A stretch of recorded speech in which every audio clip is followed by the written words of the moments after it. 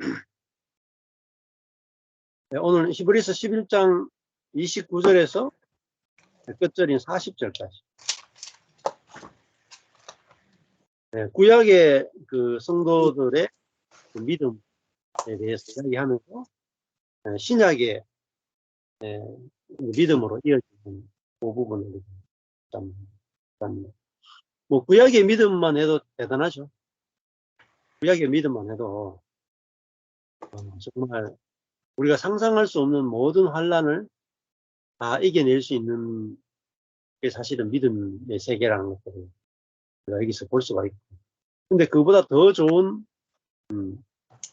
부활까지 우리가 받아서 사는 신약은 얼마나 더 놀라운 시대겠습니까? 그래서 사도행전이나 예수님의 제자들의 삶을 우리가 생각해 보면 구약의 성도들보다 훨씬 더 놀라운 그 완성의 삶을 살았다는 것을 볼 수가 있죠. 그래서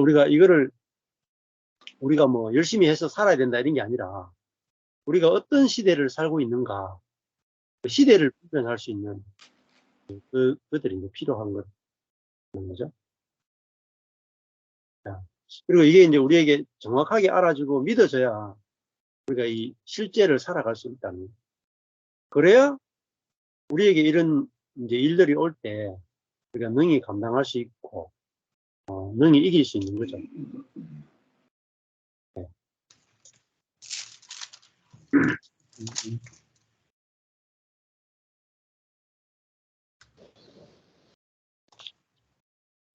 네, 그럼 저희가 먼저 나눔을 하도록 하겠습니다.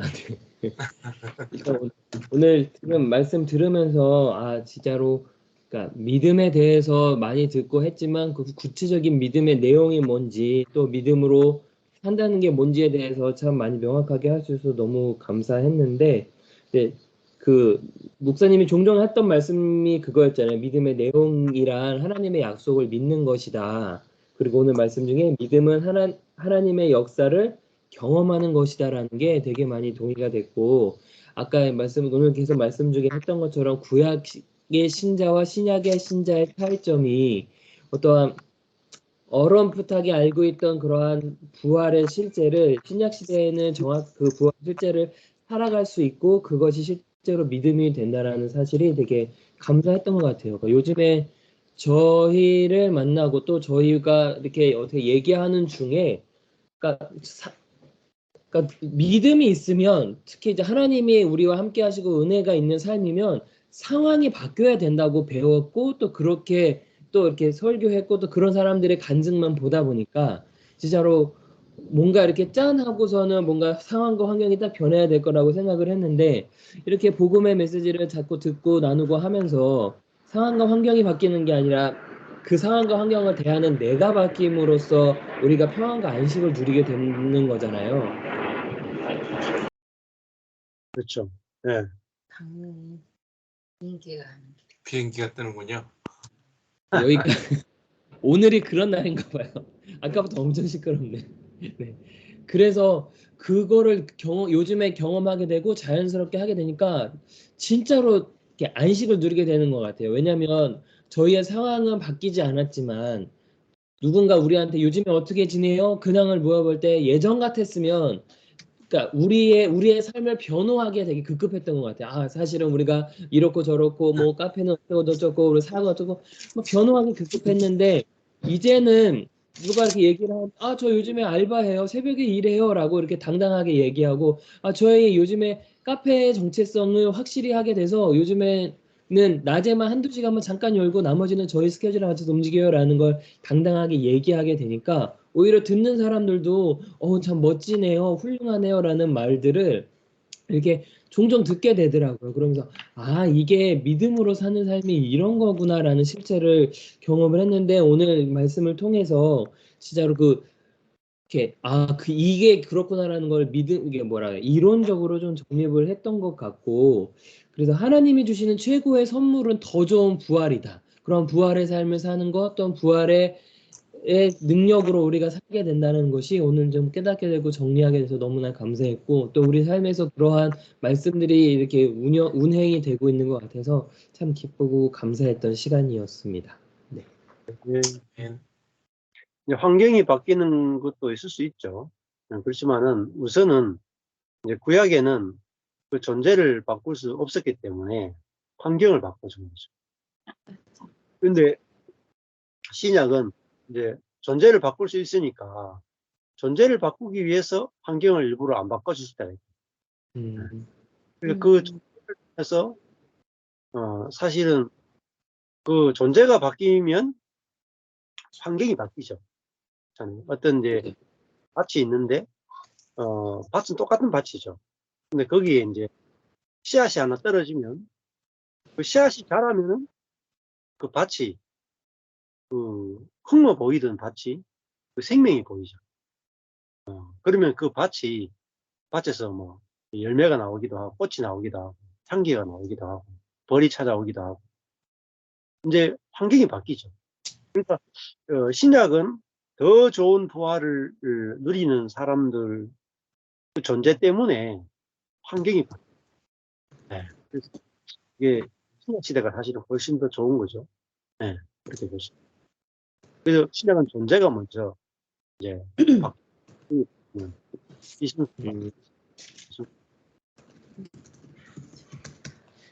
네, 저도 우리가 어떤 시대를 살고 있는가가 굉장한 큰 울림이었던 것 같아요. 저희가 신앙생활을 하지만 저희도 그렇고 많은 사람들이 신앙생활을 하지만 정말 그 예수의 생명을 누리며 사는 삶을 저희가 누리지 못하고 살잖아요. 근데 그거는 믿음은 들음에서 난다고 우리가 이걸 듣고 그게 믿어짐으로 인해서 실제를 살아갈 수 있는데 저희가 경험 어떤 구약 시대의 경험처럼 저도 예전에는 그 저희 가정 안에서 되게 절박하고 사방이 막혔을 때 하나님의 손이 함께 해주셔서 하나님의 능력을 경험했던 적이 굉장히 많아요. 그걸 통해서 하나님을 알아가고 하나님을 믿고 하나님이 우리의 삶 가운데에서 함께 하신다는 그 하나님의 성품은 계속 우리가 경험은 했지만 내 존재 자체가 바뀌어지지는 않았었거든요. 어떻게 보면 그 생명의 부활로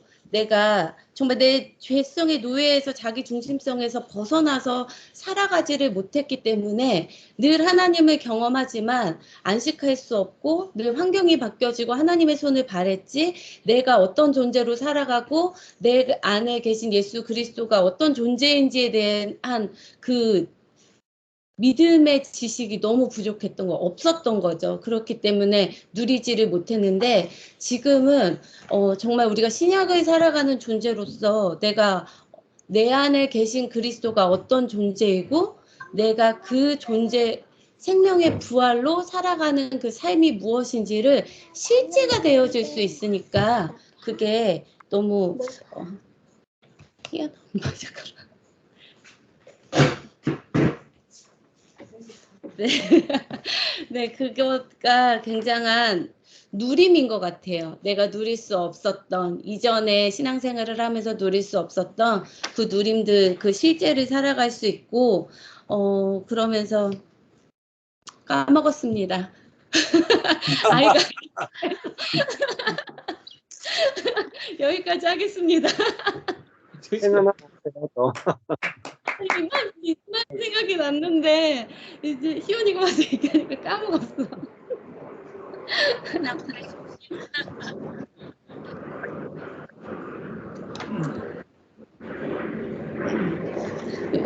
그러니까 저 한 가지는 더 이렇게 얘기를 하면 그 요즘에는 그 우리가 정말 그리스도로 사는 삶, 생명의 그 부활로 사는 삶을 누리지 못하는 그 안타까움, 주변 사람들에 대한 열심히 신앙생활을 하고는 있는데 정말 그 깊이 감추인 보화처럼 그것을 알지 못하고 막 달려가는 사람들에 대한 그 안타까움이 보여지더라고요. 왜냐하면 이제 저도 그게 보여지고 누리기 시작하니까 예전에는 저도 그걸 몰랐었기 때문에 같은 무리 안에서 막 달려갔다면 지금은 진짜 더 좋은 거가 있다는 것이 발견이 되고 더 좋은 누림을 하다 보니까 아 정말 이게 있는데 저렇게 애쓰지 않아도 되는 이게 있는데 라는 그 마음이 들면서 복음에 대해서 어떻게 보면은 진짜 더 그 알차다 그래야 되나? 깊이 그런 것들이 발견이 되고 누려지고 이게 더 흘러갔으면 좋겠다는 그런 소망들이 생기는 삶인 것 같아요. 네. 자리에 뭐 내가 그 자리에 있다 보면은 같이 이제 말씀을 나누고 또 이렇게 같이 교제하고 싶다는 사람들이 생겨나기 시작해요. 예, 저절로 생겨납니다. 그러면은 그 모인 사람들이 같이 성경 공부하고 일주일에 한 번씩 만나고 이렇게 하다 보면 그게 또 교회가 되어지거든요. 예. 그렇게 되는 게 제일 쉬워요. 그게 교회 개척이거든요. 그러니까 내가 있는 자리에서 내게서 생명이 나타나면 반드시 이렇게 벌들이 찾아오게 되고 나비가 찾아오게 돼. 그리고 하나님이 보내주신 사람하고 성경 공부나 교제가 되면서 그게 자연스럽게 교회가 되거든요. 그렇게 되니까 그게 사실은 제일 쉬운 방법이라고 볼 수 있어요. 네, 좋습니다. 그 다음에 또 하시죠.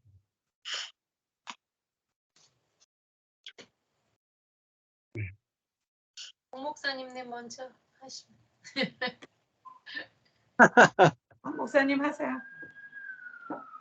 저희 먼저 해요? 네. 네.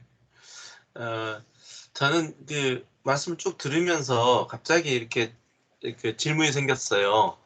왜 히브리서 11장의 믿음장에 구약의 사람들의 믿음만 적어놨을까? 이렇게 이제 의문이 생긴 거예요. 왜냐하면 더 좋은 부활, 네. 어떻게 보면 부활, 믿음의 완성인 예수. 근데 왜 구약의 사람들을 적었을까? 이게 이제 갑자기 딱 생각이 나면서 이제 마지막 절 이렇게 쭉 가니까 그럼 지금까지 내가 생각했던 히브리서 11장에 믿음장이라고 하는 것은 완전히 패러다임이 달랐네. 이야기하고자 하는 포커스가 다른데 제일 마지막 아니 중간중간에도 있었지만 부활에 대한 더 좋은 것이 있는데 너희들이 왜 다시 유대교로 돌아갈래? 라고 이야기하면서 비교하기 위한 거였는데 볼륨이 너무 컸던 것 같아요. 예. 그리고 또 이제 설교를 들을 때 뭐 한 사람 한 사람씩 해가지고 그 사람의 믿음을 닮아야 된다라고 얼마나 많은 설교를 들었어요. 또 했고. 네, 그러다 보니까 히브리서 11장은 믿음장이라고 이야기하면서 진짜 전해야 될 것은 못 전했던 또 진짜 들어야 될 것은 못 들었다는 것을 보게 됐거든요. 예. 그러니까 저도 아까 신진수 사모님 말씀하신 것처럼 요즘 이제 그런 생각들을 계속해요. 지금 우리가 사는 시대가 이 부활 이후의 시대를 살고 있는데, 그러니까 부활된 자로 살고 있는데, 믿음장의 설교를 만약에 들으면 여전히 구약에 있으면서 어떻게 하면 내가 믿음을 지킬까를 살고 있다라는 거죠. 지금 시대가 그러니까 그렇게 생각해 본 거예요. 아니 이미 다 완성돼 버렸는데 사람들을 타임머신 타고 저 뒤로 보내가지고 그 뒤에서 교회에서 새로 생활하고 있는 거예요. 서로. 그러면서 오실 거야 하고 있는데 그 오심은 이미 어찌 보면 성령으로 우리 가운데 임하셨고 물론 또한 제 이름 다시 오심 또한 우리도 저 자신도 믿고 있지만 이미 임하셔서 이 시간 누리게 하시는 것들이 많은데 그래서 이 히브리서 11장에 원래 전하고자 했던 그 저자의 의도와 다르게 여전히 구약 안에서 맴돌고 있었던 그런 것들을 좀 발견하게 됐거든요. 그래서 그렇다면 믿음이라고 하는 것은 마지막에 말씀하신 것처럼 믿음의 완성인 예수 그 예수를 바라보자. 어떻게 보면 그 생명이 우리 안에 있었기 때문에 그 생명이 우리를 통해서 믿음으로 고백되는 거잖아요. 내 입술로 고백되어지지만 예수님이 말씀하신 것처럼 이건 내 것이 아니요 내 계명이 아니요 아버지의 계명이다. 이것은 내 것이 아니라 아버지께서 내게 하신 말씀을 내가 하는 거다라고 했던 것처럼 결국은 우리의 믿음이라고 하는 것은 내 안에 계신 그리스도 이미 믿음에 완성하신 그 그리스도다라는 것이 좀 이 히브리서 11장에 참 오랜 시간 이제 끊었다가 또 왔지만 계속적으로 이렇게 우리가 살펴봤을 때 진짜 마지막에 땅 이렇게 깨어지는 느낌이 드는데요. 그래서 히브리서 11장에서 이야기하고 싶었던 것은 결국은 이미 우리가 부활된 생명 가운데 더 좋은 부활, 더 좋은 것을 우리에게 이미 주셨다. 이것을 이야기하고 싶다라는 게 명확하게 들어와졌습니다. 예. 좀 더 연결해 보면은 10장에 보면은 10장 끝 되죠. 10장 그 3절부터 보면은 32절부터 보면은 그러나 전날에 너희가 빛을 받은 후에 고난의 큰 싸움과 참은 것을 생각 꼭 비방과 환난으로서 사람들에게 구경거리가 되고 꼭 이런 형편에 있는 자들로 사귀는 자가 되었으니 너희가 갇힌 자를 동정하고 너희 산업을 빼앗기는 것도 기쁘게 당한 것은 더 낮고 영구한 산업이 있는 줄 압니다. 그러니까 이 히브리 성도들이 더 낮고 영구한 산업을 알았다는 거죠. 35절에 그러므로 너희 담대함을 버리지 말라. 이것이 큰 상을 얻는다. 이게 더 낮고 영구한 산업이 큰 상이죠. 36절에 너희에게 인내가 필요하면 너희가 하나님의 뜻을 행한 후에 약속을 받기 위함이다. 이게 더 낮고 영구한 산업이 큰 상이고 큰 상이 결국은 약속이잖아요. 그런데 그 약속이 뭐냐? 38절에 오직 나의 의인은 믿음으로 말미암아 살리라. 또한 뒤로 물러가면 내 마음이 저를 기뻐하지 아니하려 하이느니라. 우리는 뒤로 물러가 침륜에 빠질 자가 아니요 오직 영혼을 구원함에 이르는 믿음을 가진 자다. 그러면은 약속이 뭐냐면 혼을 구원함에 이르는 믿음이죠. 우리 혼이 영의 지배를 받는 거라. 이게 부활이에요. 이 믿음을 가졌단 말이에요. 이게 더 낮고 영구한 산업이죠. 그러니까 구약 때는 이 혼이 정확하게 구원이 안 됐단 말입니다. 그래서 이제 11장에 와서 믿음을 쭉, 구약의 믿음을 쭉 이야기하고, 믿음의 이제 뒷부분에 오면, 오늘 읽었던 35절에 더 좋은 부활을 얻기 시작해요. 더 좋은 부활이 우리가, 까지, 심지어 우리 몸까지 다, 하나님의 통치를 받는 게 더 좋은 부활이잖아요. 그래서 39절에 하나님 우리를 위해 더 좋은 것을 예비하셨다. 자, 그러니까 우리가 고난과 핍박이나 여러 가지 온다 할지라도 그걸 통해서 우리 혼과 몸까지도 완전히 하나님의 생명의 통치를 받는 그런 그게 이제 우리가 완성이잖아요. 그래서 온전케 하시는 우리로 하여금 혼과 몸까지 다 완전하게 구원하시는 그 예수를 우리가 바라보자. 여기까지 우리가 연결해서 보시면 더 큰 그림으로 연결해서 보시면 좋을 것 같아요. 네. 이상입니다. 나누고 싶은 것입니다. 저도 거의 그러니까 같은 맥락의 이야기인데, 그러니까 믿음장에서 우리가 고백했던 선진들, 믿음의 선진들이라고 우리가 표현한 많은 인물들이 우리가 바라고 또 그들이 가진 믿음처럼 우리가 그거를 행하고 싶고 나타내고 싶고 또 그런 믿음을 소유하기를 원했던 것 같아요. 거기 많이 머물러 있는, 그리고 아까 말하는 처음 이제 말씀 안에 부활이다. 여자들은 부활을 정말 누렸는데 그 여자들이 누리는 부활에 머물러 있던 내 삶이 아니었을까. 신약으로 왔던 우리의 삶이지만 그걸 깨닫지를 못하니까 그냥 소생되는 것 자체로 너무 기뻐서 더 좋은 부활에 내 존재가 변해서 정말 그리스도의 생명이 내 안에 살아서 그 생명이 나를 통해 나타나시는 그 역사를 보지 못하는 그러니까 작은 믿음 안에 갇힌 거죠. 사실은 엄밀히 말하면 그 믿음이 아니었겠죠. 엄밀히 말하면 하나님의 역사와 그 새 생명의 능력 안에 그 부활의 삶 안에 살아있던 일들이 작았던 거죠. 근데 이제 지금 요즘 많이 느끼는 거는 정말 내 존재가 변해서 그 연약하고 정말 연약하고 무능한 그 십자가가 그 예수님이 좋아 보이는 삶? 그게 이제 조금씩 좋아 보여요. 그래서 이번 주에도 이제 교회 지난주에는 올라가질 않았어요. 그냥 거기 연합예배라 그래가지고 그랬는데 이번 주에 이제 업스테이 뉴욕에 올라가면서 정말 그런 마음이 드는 거예요. 예.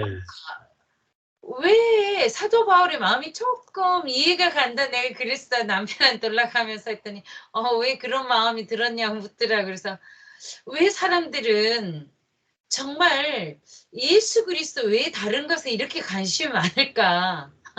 그리고 예수 그리스도 외에 다른 것, 그 예수 그리스도 외의 능력에 너무 많은 관심이 있는 거예요. 그게 세상이 아니라 교회 안에서. 교회 안에서 성경을 똑같이 보고 있지만 성경을 나누지만 예수 그리스도의 생명 외에 다른 것에 훨씬 포커스가 많이 돼 있고 그것에 갈망함이 더 큰 게 너무 많은 거예요. 근데 이번에 그게 이번 주는 유난히 그게 많이 비춰지는 거예요, 제 안에. 제 자신도 그런 거를 많이 경험하고 그 그리스도만 알면 모든 것이 해결인데 왜 그리스도가 내 존재로 임재하시고 또 내 안에 그 새로운 생명으로 인하여 그 부활의 생명이 더 좋은 부활이 될 텐데 오늘 그 표현을 더 좋은 부활이라고 표현을 하시는구나. 이제 이거를 좀 더 깊게 누린 것 같아요. 예. 여전히 우리가 믿음을 갖고 있다 하지만 우리의 삶의 여정 가운데서는 구약의 삶, 그러니까 겉사람에 매여 있는 삶, 그러니까 파쇄되기 싫어하는 삶. 그러니까 그게 더 좋아 보이고 안전해 보이잖아요. 육으로 봤을 때는. 근데 영으로 봤을 때는 그게 파쇄되어야만 하나님의 온전함이 드러날 수 있는 그릇이 되겠죠. 그래서 이제 예전에는 그게 조금 더 두려웠던 것 같아요. 내가 파쇄되어 가는 모습이. 예. 그거를 조금 피하고 싶거나 좀 멀리하고 싶거나 좀 더디 왔으면 하는 생각이 없지 않았지 않속에 내 남편은 좀 빨리 됐으면 좋겠는데 나는 조금 더디 가고 싶어. 이 사람이 파쇄되는 거를 보면은 참 그 감사와 영광이 막 나는데 정녕 나는 파쇄되어야 하는 존재를 못 본 거죠. 요즘에 그게 많이 보이네요. 그래서 이제 이번 주에는 제가 아이들과 함께 식사하면서 나는 내가 기다리고 내가 참고 내가 받아주고 사는 줄 알았는데 요즘 내가 이렇게 가만히 엄마를 생각해 보니까 아빠가 참 엄마를 너무 많이 받아주고 기다려주고 그게 보여지는 게 기쁨이더라고요.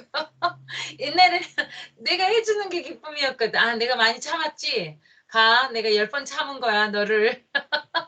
내가 너 10번 받아줬지, 막 이거를 내세우고 자식들한테 강조하기 위해서 굉장히 엄마가 이런 사람이다. 너 아빠 모습 보잖아. 너랑 나랑 똑같은 마음이지. 그래도 엄마가 받고 있지. 이게 그리스도의 삶이야. 이게 이제 이거를 강조하고 싶었나 봐요. 근데 요즘 제가 이제 보면서 그게 너무 확연하게 비춰지는 것 같아요. 그게 비치지 않을까. 더 좋은 부활로 정말 참된 믿음, 하나님을 경험하는 그 하나님의 역사 안에, 하나님의 경륜 안에 우리의 삶이 함께 운행되어져 간다는 것이 정말 디테일하게 드러나고 나타나는 모습을 많이 보게 되고 이번 주는 이제 우리가 7주차예요? 6번. 6번째 설교 이제 말씀 복음을 함께 나눴는데 질문이 들어오더라고 이제. 예. 그런데 이제 한 자매가 집사님인지 자매인지 모르지만 저한테 와서 목사님한테 너무 궁금한데 자기가 너무 엉뚱한 질문을 생각하고 있대요. 그래서 내가 질문을 잘못 받으면 안 될 것 같더라고요. 또 남의 교회 가가지고 목사님 나오시면 직접 질문하시는 게 맞는 방법이니까 조금만 기다리시라. 그래서 이제 남편이 와서 이제 자리에 착석을 해서 자기가 너무 민망하대 이런 질문한다는 게 너무 엉뚱해서 그냥 자기 생각 속엔 그게 가시지를 않는데요. 그러면서 하는 질문이 뭐였냐면 있잖아요. 목자는 자기를 위해서 양을 키우잖아요. 자기 양가죽도 벗겨 먹죠. 팔아 먹죠. 잡아 먹죠. 근데 훅 들어온 질문이 한 번도 생각해 본 적이 없는 관점인 거예요. 우리 입장에서. 아, 목자가 양을 팔아먹고 자기를 위해서 키우구나. 그러고 생각하니까 진짜 맞잖아요. 이거를 보면 너무 맞잖아요. 목자가 잡아먹으려고. 그러니까 그분 생각에는 계속 예수님이 내가 양의 문이다. 지금 이제 설교가 계속 지금 마태복음 하고 있으니까 그게 이제 계속 강조되니까 본인이 생각할 때 목자는 양도 잡아먹어야지 팔아먹지 뭐 털가죽까지 다 벗겨 다 먹는 사람인데 자꾸 그게 예수님이라 하니까 그게 막 이해가 잘 안 됐었나 봐요.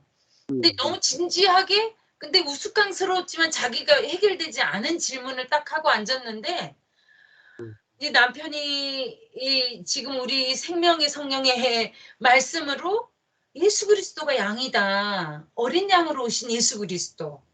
그 어린 양이신 예수 그리스도가 그거 잡아 먹여준 거잖아. 그 연약하고 무지한 모습으로 내어주신 예수 그리스도 그리고 그 생명이 우리 안에 있으니까 우리도 내어줄 수 있는 그 삶. 우리가 같은 생명 안에 있다는 게 근데 진짜 눈빛이 그 자리에서요. 저도 처음 봤어요. 우리 성도도 그런 모습을 못 봐가지고. 아니 그렇게 했는데 본인이 생각했던 어떤 패러다임이 확 바뀌나 봐요. 눈빛이 예수 그리스도가 양이지 어린 양으로 오셨구나. 그분이 잡아 먹였고 털 깎였고 십자가에 돌아가셨구나. 이게 이제 순간 깨달아지면서 이게 확 뭐가 매치가 되나 봐요. 그러면서 이게 이제 함께 좀 진지하게 정말 그리스도를 짧은 시간이지만 나눴어요. 돌아오면서 이게 복음이지. 정말 예수 그리스도를 알고 싶어하는 저 갈망함이 그렇지 육으로 생각하면 목자가 잡아먹지. 다 잡아먹어버리지 팔아버리고. 그래서 이제 그런 말씀들 또 어떤 집사님은 이번 주는 유난히 그런 반응을 많이 표현을 했어요. 집사님들이 한참 동안 예배당에서 안 나오더라고요. 그래서 이렇게 지켜보고 있는데 집사님하고 굉장히 깊게 이야기 나누는데 이 복음을 6주 동안 들었는데 자기 이렇게 은혜 받은 적이 없다. 혼자 듣기 너무 근데 표정이 너무 표정하셔가지고 지휘자신데 지휘자신데 나는 저하고 이렇게 인사를 해도 다른 분들 그래도 다른 교회 사모님이 그러니까 좀 웃으면서 인사도 해주시고 그런데 엄청 무서운 얼굴 하고 계셔서 우리가 오는 게 그렇게 달갑지는 않은가 막 이제 혼자 그래서 나의 관점으로 생각을 했는데 본인 안에는 굉장히 지금 새로운 복음으로 새롭게 열리나 봐요. 자기 혼자 듣기는 너무 아깝다. 근데 이제 그분이 방송국에서 근무를 하시나 봐요. 그래서 그 방송국에 자기는 종교팀은 아니래요. 근데 이제 목사님하고 오늘 카톡을 주고받았어요. 그 팀하고 연결하고 싶다고. 또 그러니까 생각지도 못하게 한 영혼이 하나님이 들을 영혼이 있겠다. 그래서 우리가 그 생명이 지금 우리 안에 풍성하니까 보내시겠지. 정말 하나님이 이끄신 대로 가보자 하고 올라간 길인데 이게 이런 은혜를 우리가 맛보게 하시구나. 남편은 올라갈 때마다 하나님 나를 살리신다 그 고백을 많이 하세요. 많이 해요. 남편이. 근데 이제 저는 거기까지는 동참하지 못하고 일단 그냥 복음을 전하러 가는데 남편이 함께 가자 하니 동행하고 있을 뿐이었는데 내가 어떻게 처신해야 되나 어떤 자세로 있어야 되나 나는 겉에 게 너무 하고 예민해가지고 계속 그것만 신경 쓰고 있는데 이제 이번 주는 성도를 통해서 막 복음을 거꾸로 제가 막 경험하게 되더라고요. 그래서 하나님의 은혜는 참 세밀하시다. 그래서 이제 너무 감사한 시간이었고 그러니까 이 주간 내내 그 생각이 참 많이 들었어요. 한 주간 내내. 예수 그리스도의 생명이면 되는데 내 자신이 또 우리 성도들이 우리가 함께하는 우리 공동체가 너무 예수 그리스도 외에 다른 것에 너무 관심이 많고 성경에서도 다른 것을 구하려고 하는 게 너무 많고 내 갈망과 내 갈증이 그리스도가 아닌 다른 것에 방향이 잘못 맞춰져 있구나.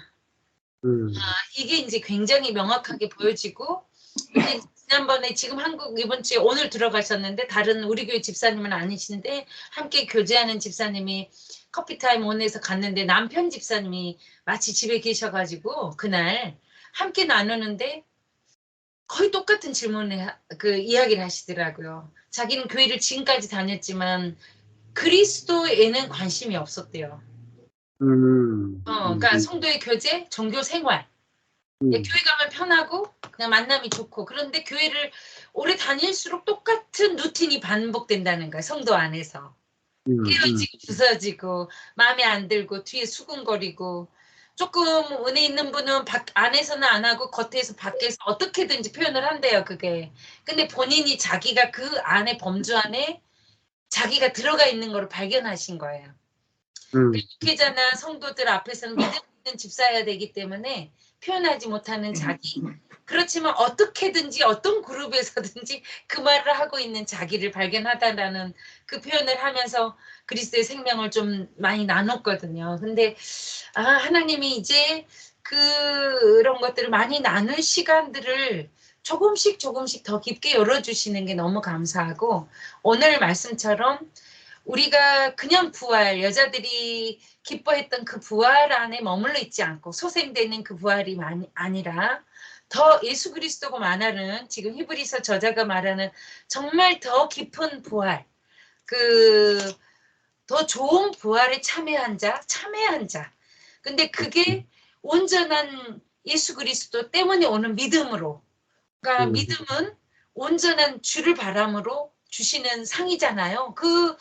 그 말씀이 너무 믿음의 주 온전케 하시는 이 예수 그리스도를 바라보는 그 믿음 안에 우리가 교제하게 되면 그냥 다 다른 거는 정말 멜팅 될 것 같아요. 확 녹을 것 같아요. 우리가 없애려고 지금까지 그 없애는 것에 중점적으로 바라고 기도하고 소멸시키는 내 능력이 있기로 원했는데 그 능력을 구함이 없어졌지만 그리스도의 생명이 살아날수록 자라갈수록 누릴수록 함께 녹아져가는 그거를 경험하게 되니까 더 좋은 부활이 정말 우리 삶 안에 실질적으로 역사해 가는 모습 안에서 정말 누리는 기쁨이 정말 소소합니다. 소소히 감사하고 기뻐하고 감사한 시간입니다. 그러니까 뭐 목회자들은 다른 것으로 유명해지거나 다른 것으로 성공하거나 다른 것으로 사역이 건축되면 안 좋아요. 오히려 딱 하나 그냥 말씀 하나로 딱 모든 사역들이 이루어져야 되고 말씀 하나로 우리가 말씀이라 하는 것은 결국은 내가 사역을 한다는 것은 내 힘으로 하는 거잖아요. 그게 아니고 이제 말씀은 그리스도 일, 하나님이 하신 일을 드러내는 거예요. 그래서 우리는 하나님과 예수님과 성령님이 하시는 일만 그것만 정확하게 사람들에게 선포하고 나누어 줄 수 있으면 성도들이 그 하나님, 예수님, 성령님이 하신 그 복음을 만나게 되는 거죠. 즉 하나님을 만나고 예수를 만나고 성령을 만나게 되는 거잖아요. 그 중매를 잘 쓰는 거죠. 근데 이제 내가 열심히 사역하고 내가 뭔가 나의 재능과 은사를 나타내고 하면은 하나님과 예수님과 성령님을 만나야 되는 중매 자리에 내가 가서 그냥 성도하고 결혼해버리는 그런. 그래서 우리가 사도 바울도 자기는 예수 그리스도를 성도들에게 중매하고 싶다 이렇게 이야기를 하잖아요. 그래서 우리도 바울도 오늘 이 히브리서를 쓴 저자도 예수를 바라보자 이렇게 하잖아요. 예수를 탁 소개시켜주잖아요. 그래서 우리가 모든 설교와 삶이 우리 존재를 통해서도 예수를 보여주는 것이고 설교도 예수를 드러내는 것이고 그러니까 예수를 잘 드러내야 되는데 우리 자신을 드러내는 게 아니고 예수를 드러내는 거죠. 그게 성공적인 삶이다 이렇게 보시면 되겠습니다. 그다음 우리 정 목사님하고 네, 저도 우리 박 목사님이 질문하셨던 것처럼 저도 질문으로 좀 정 목사님의 의견을 듣고 싶은데요.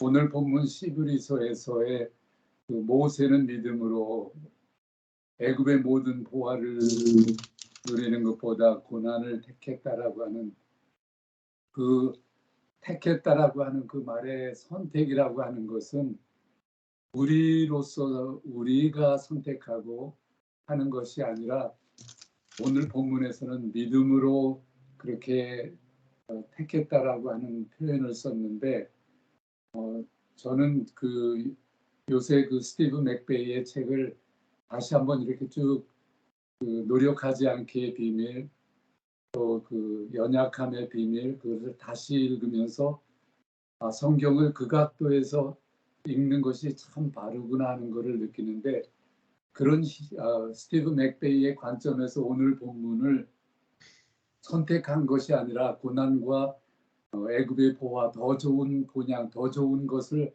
선택한 것이 아니라 믿음으로 하나님의 그 은혜로 더 나아가서는 그 연약함과 노력하지 않기에 그 비밀을 아는 각도로 그것을 대체했구나.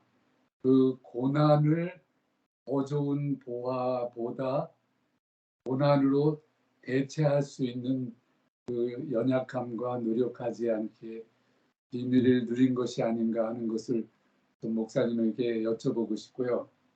실제로 저희 성도 중에 메릴린 단디로라고 하는 분이 작년에 오른쪽 눈에 그 눈이 너무 아파서 그 수술을 했는데 내일 또 그 왼쪽 눈마저도 수술을 해야 된대요. 그 이유는 그 닥터가 자기 눈을 수술해 줬는데 완전히 오른쪽 눈이 낫게 돼서 너무 감사한데 그 닥터가 마지막으로 이 수술을 하고 이제 은퇴를 하기 때문에 그 메릴린이라고 하는 자매님의 왼쪽 수술을 또 하신다고 하는데 굉장히 어저께 만나서 같이 식사를 했는데도 너무 두려워하는 거예요.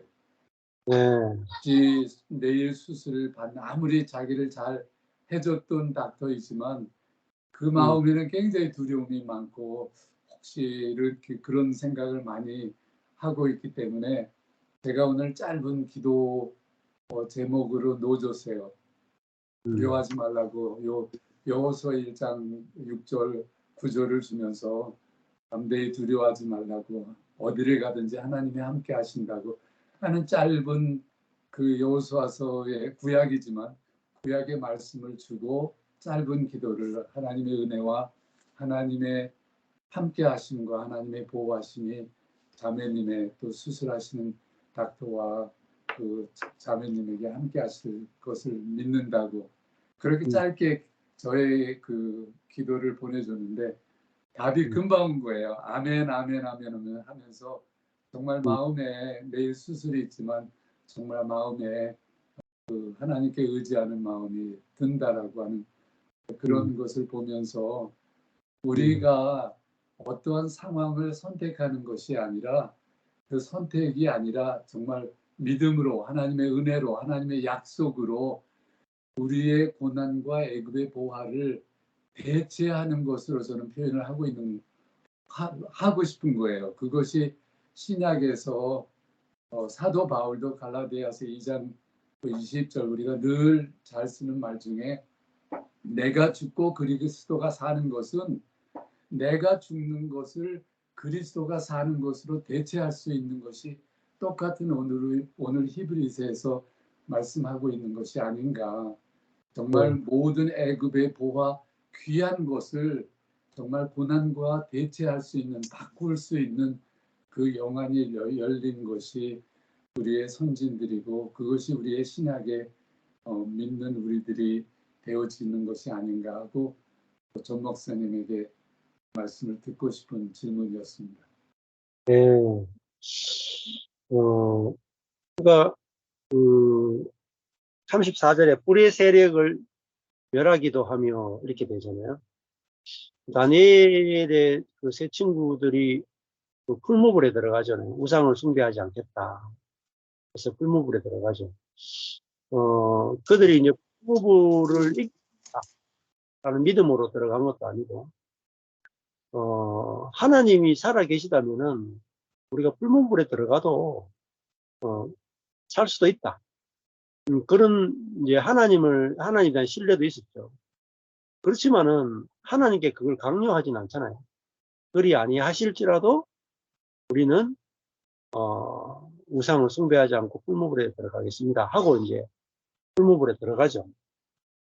그러니까 그 다니엘의 친구들은 뭐 그들이 갖고 있는 믿음이라고 하는 것은 자기중심적 믿음이 아니고 하나님이 원하시면은 뭐 살릴 수도 있고 하나님이 원하지 않으면 죽일 수도 있고 그 하나님을 믿었다는 거잖아요. 하나님을 신뢰했다는 거죠. 그러니까 내 뜻대로 되게 해줄 것을 신뢰했다는 게 아니라 하나님 자신을 자기보다 더 귀하게 여긴 거죠. 믿음 자체는. 나 자신보다 하나님을 더 귀하게 여기는 거를 어떻게 보면 믿음이라고 할 수가 있죠. 그래서 그리 아니하실지라도 우리가 숭배하지 않겠습니다. 풀무불에 들어가겠습니다 했잖아요. 그러니까 믿음이라고 하는 것은 이제 내 뜻대로 되려고 하는 그 마음이 있으면 너무 사실은 괴롭잖아요. 내가 수술을 받을 때도 내가 눈을 못 보게 되면 어떡하나. 또 뭐 수술실에 들어가도 내가 들어갔다가 못 깨어나면 어떡하나. 그런 두려움들이 사람들에게 본능적으로 다 있죠. 근데 그 두려움을 이기려고 하면 할수록 사실 더 안 되잖아요. 왜냐하면 그 속에 이제 자기 중심성이 있으니까 더 안 되는데.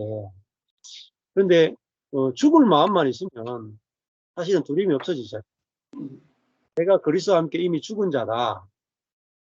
내가 그리스도와 함께 이미 죽은 자다. 이렇게 알아지면 내가 이제 마음에 평안이 오고 내가 그리스도를 위해서 죽는 것이 내가 애굽의 보화보다도 더 낫다 하는 마음이 우리 속에서 성령으로 말미암아 있으면 내가 지금까지 뭐 살아온 것만 해도 감사하죠. 그래서 이런 믿음의 마음도 그 성령에 의해서 하나님에 의해서 이렇게 주어지는 마음이라고 볼 수가 있죠. 그래서 그래서 믿음이 안 나올 때도 내한테는 믿음이 없지만은 내 안에 계신 그리스도는 믿음이 있으니까 나는 그리스도로부터 믿음이 나올 것을 내가 신뢰하고 또 있으면 되죠. 그럴 때 진짜 내 안에 계신 그리스도로부터 믿음이 나오면은 거기서 내가 이제 해방이 된다고 볼 수 있어요. 그래서 그런 성도들한테도 그렇게 이야기해 주시면 좋죠. 그래서 뭐 이기는 생명에 나오는 내용처럼 내가 이 두려움을 이기지 못함을 인해서 감사합니다. 내 안에 있는 그리스도가 이 두려움을 이기고 또 이기실 것이 인해서 감사합니다. 하고 내가 그 마음을 고치는 게 아니라 그거를 이제 복음 안에서 이제 감사를 할 수 있으면 그게 제일 좋지 않을까 그런 생각입니다. 네.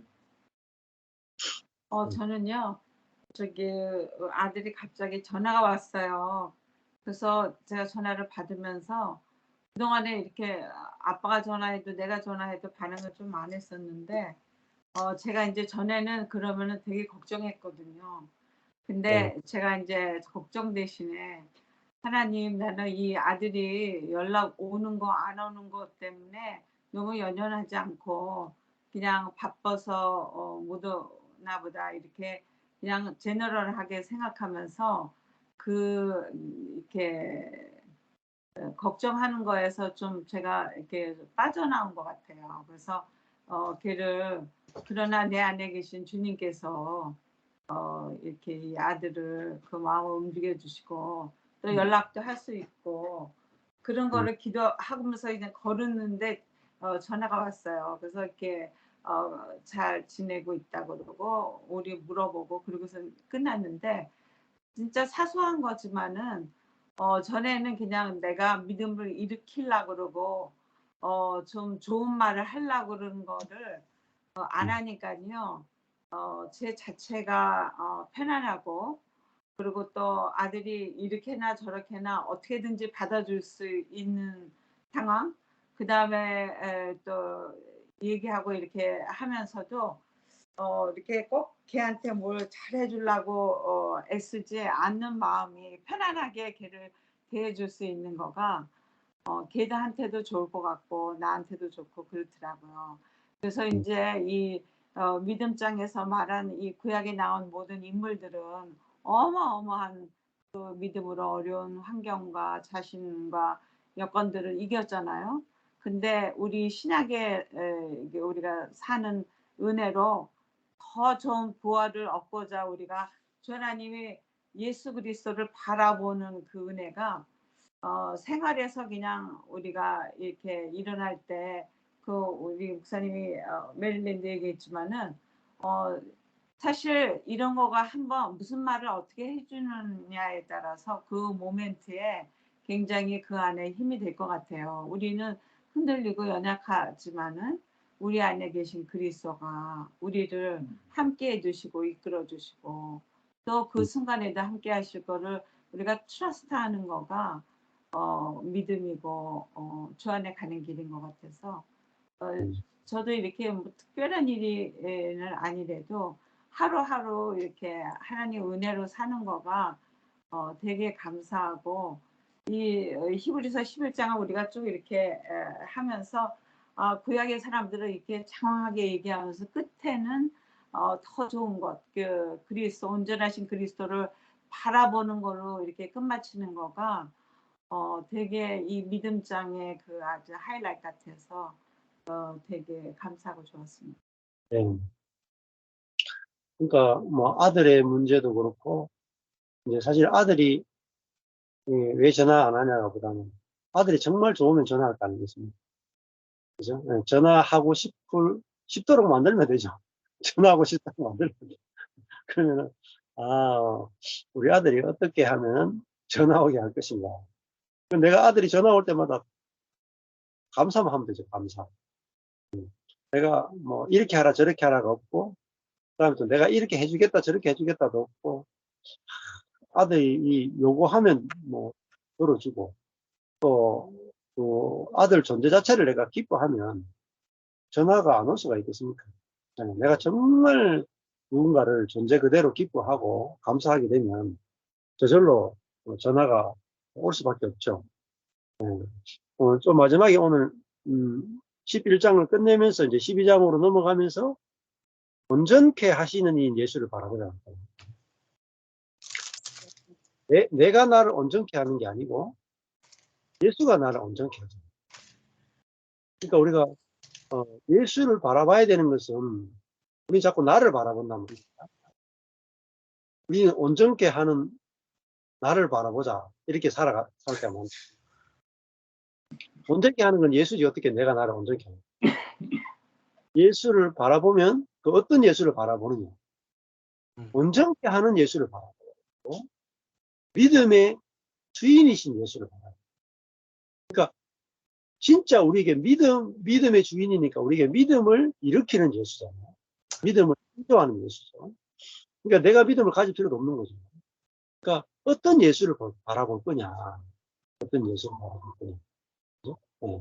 우리 그 예수가 어떤 분인지 깊이 알게 되면 그 예수가 우리를 온전케 하고 그 예수가 우리에게 믿음을 주고 그래서 우리가 예수의 믿음으로 살죠. 갈라디아서 2장 20절이 내가 이제 사는 것은 나를 사랑하사 나를 위하여 자기 몸을 버리시는 예수의 믿음으로 사는 것이다.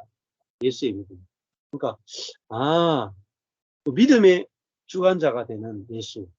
우리를 온전케 하는 예수를 바라보자. 그러면 그 예수가 우리를 어떻게 온전케 하는지를 우리가 예수를 바라보면 우리가 이미 그리스도와 함께 연합되어서 온전케 되었구나.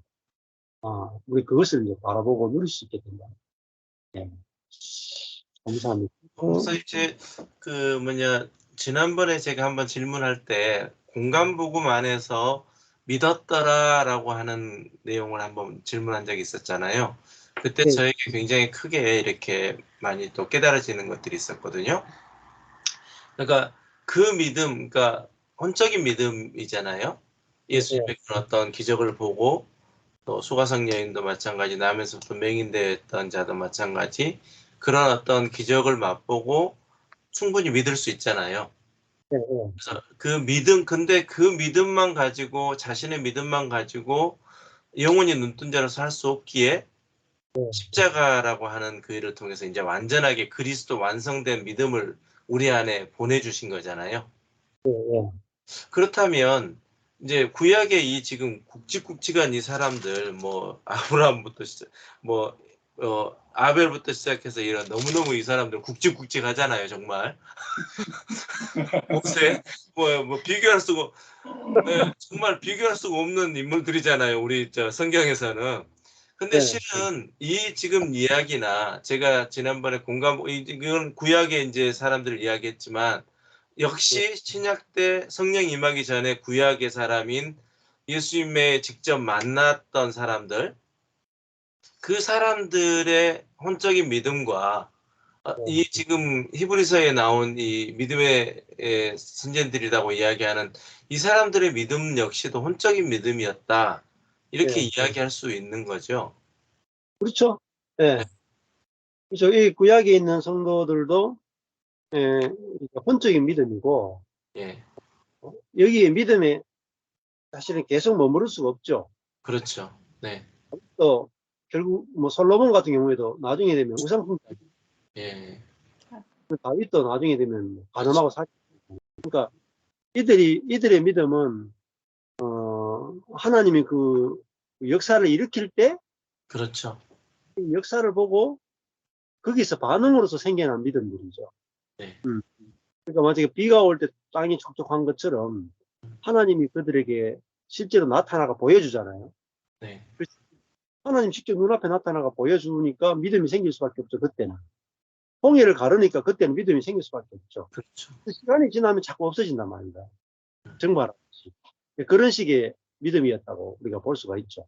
그렇지만 그런 믿음도 이제 그렇죠. 하나님이 그렇게 직접 눈앞에 나타나가 보여주고 직접 놀라운 기적을 행하니까 믿음이 발생이 되지만 그 발생된 믿음보다 뭐가 크냐면 우리 속에 있는 죄성이 더 크죠. 그렇죠. 불신앙이 더 크죠. 그러니까 유통기한이 항상 있는 거죠. 신약의 믿음이라 하는 거는 유통기한이 없는 믿음이죠. 네. 그러니까 차원이 다른 믿음이다. 이렇게 보시면.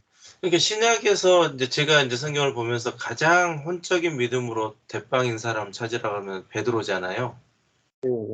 정말 대단한 믿음을 보였었는데 결국은 그 대단한 믿음이 십자가 앞에서 죽은 것을 우리에게 보여준다는 거거든요. 그래서 제가 이제 오늘 이렇게 히브리서 얘기를 나누면서 그동안에 목사님께서 자꾸 모세는 아무것도 아니다고 모세 아무것도 아니다고 우리가 더 낫다고 그럴 때 대판 큰 그 모세를 그렇게 그냥 한마디로 딱 해도 되나? 막 이런 생각도 좀 있었거든요.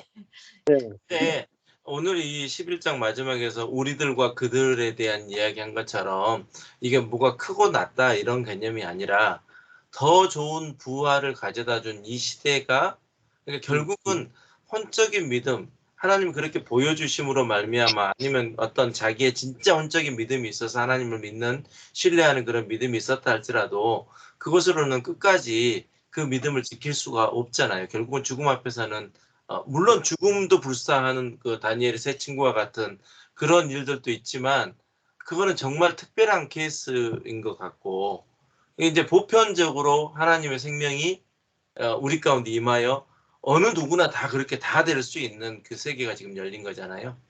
그렇죠. 예. 그래서 이 히브리서 지금 11장을 보면서 이 굵직굵직한 사람들도 여전히 그냥 혼적인 믿음이었었구나. 이제 이게 좀 보여지니까 모세 아무것도 아니다는 이야기가 그래도 뭐긴데. 아니, 모세도 마지막에 가면 이게 신경질 그렇죠. 난다. 바위 두드려가지고 예. 가나안에 못 들어가잖아요. 네. 근데 우리는 지금 가나안에 들어와 있잖아요. 그러니까 그러니까 우리가 그 사람들보다 뭐 능력이 낫다 이런 뜻이 아니라 그렇죠. 우리가 시대를 잘 타고 왔다. 네. 예를 들면은 지금 조선시대의 세종대왕하고 우리하고요 먹는 게 우리가 나아요. 안 그래요? 타는 것도 우리가 낫다니까. 차 타고 다니잖아요. 세종대왕은 걸어 다니고 마차 겨우 그 있잖아요. 그 왕들이 하는 그거 사람들이 인력거로 하는 그거 타고 다녔다니까요. 우리는 비행기 타고 다니죠. 세종대왕 꿈도 못 꿉니다. 비행기에 발도 못 들어가요. 뭐 모세가 대단한 것 같아도 가나안 땅에 발도 못 디뎠다니까요. 그러니까 우리는 완전히 그 다른 영으로 산단 말이에요. 새 영으로 살잖아요. 새 영으로. 그러니까 완전히 다른 시대를 하나님의 은혜가 완전히 메시아 이후의 시대를 사는 거예요. 메시아. 하나님의 뜻이 완성된 실제의 시대를 사는 거예요. 그래서 우리가 당연히 모세보다 나아야 되죠. 당연히 다윗보다 나아야 되죠. 그러니까 낫지 않으면 소망이 없잖아요. 아이고 모세가 더 나았다, 다윗이 더 나았다 하면 하나님의 역사가 갈수록 나빠지잖아요. 안 그래요? 아니 다윗의 시대가 모세의 시대가 우리 시대보다 훨씬 나았다면 하나님의 역사가 갈수록 줄어들잖아요. 그럼 멸망이죠, 멸망. 안 그렇습니까? 우리 시대가 훨씬 나아야 되죠, 당연히. 말할 필요도 없이. 그러니까 여러분들이 다윗이나 뭐 아브라함이나 모세나 이렇게 데리고 오면 하찮게 여겨야 돼요. 그게 신약 시대의 믿음이라니까요. 그리고 예수님이 구약에 있는 모든 사람들이 세례요한보다 못하다. 그렇게 이야기하고, 그러나 지금 신약 시대의 사람들은 가장 작은 자도 세례요한보다 큰 자다 그러잖아요. 큰 자다. 그렇죠. 그러니까 이 신약 시대의 어린아이라도 구약의 모든 사람보다 큰 자예요. 왜? 우리 안에 예수의 생명이 있잖아요. 부활의 생명이 있잖아요. 근데 이게 우리 안에 부활의 생명이 온 것이 얼마나 큰 것인지 안 보인단 말이에요. 그러니까 아브라함이나 모세나 다윗이 우리보다 크게 보이죠. 그러면 그 아브라함과 모세와 다윗이 통탄할 일이 되는 거죠. 십자가에서 예수님이 이루신 모든 일들이 다 무효화된단 말이에요. 안 그래요? 네. 우리가 우리 자신을 모세와 다윗과 솔로몬보다 더 큰 자로 봐야 십자가의 능력이나 십자가의 이루신 모든 것들을 우리가 유효하게 만드는 거지. 우리가 구약 성도들보다 못하다 그러면은 예수님이 하신 일은 그냥 똥값 처분되는 거예요. 아무는 그 예수님 하신 일이 없다 그래요. 예수님이 괜히 오셨단 말이에요. 안 그래요? 아니 구약 시대가 더 좋은 시대인데 예수님 괜히 오셔가지고 홍해도 안 가르고 지금 그러면은 오히려 진짜 십자가 예수를 바라볼 필요가 없잖아요. 차라리 모세를 바라보라, 다윗을 바라보라 이렇게 해야 되잖아요. 근데 성경은 다윗을 바라보라, 모세를 바라보라 한 적이 없다면 예수를 바라보라. 이 부분이 이제 내 안에서도 갈라지고 성도들한테 확실히 갈라져야지 신약의 성도들의 영광을 봐야 세상의 부귀 영화를 이길 거 아닙니까? 그냥 우리가 영광이 안 보이니까 세상의 오화를 못 이기는 거죠. 그렇잖아요. 그 영광을 보여줘야 돼요. 신약의 성도의 영광을 보여줘야 우리가 환난도 이기고 저주도 이기고 가난도 이기고 질병도 이기고 고통도 이겨낼 수 있다. 영광을 안 보여주고 어떻게 우리가 고난과 환난을 이겨낼 수 있겠습니까? 그래서 신약의 성도가 온전케 됐단 말이에요. 그래서 우리가 구약의 성도를 완전케 하는 거지 구약의 성도가 우리를 완전케 하는 게 아니에요. 그러니까 내가 모세를 완전케 해주고 내가 요사를 완전케 해주는 그러니까 이게 이 영광을 우리가 가지고 산다는 것이 중요한 거죠. 감사합니다. 기도하고 마치겠습니다. 하나님 아버지 감사합니다. 오늘 히브리서 말씀을 통해서 신약 시대에 우리가 누리게 되는 그리스도 안에서 누리게 되는 놀라운 영광을 보았습니다. 이 빛이 비추어서 베드로가 우리가 기이한 빛에 들어갔다 그렇게 고백하고 우리가 하나님의 본성에 참여하는 자가 되었다 그렇게 고백했던 것처럼 신약 시대에 우리가 누리는 영광이 얼마나 큰지 그 영광을 보게 해주시고 알게 해주시고 그래서 우리가 능히 내 자신과 세상과 사탄을 이기는 그 일들이 우리 가운데 일어날 수 있도록 이끌어 주옵소서. 예수님 드리겠습니다. 아멘. 네. 목사님, 전 목사님, 정대성 목사님.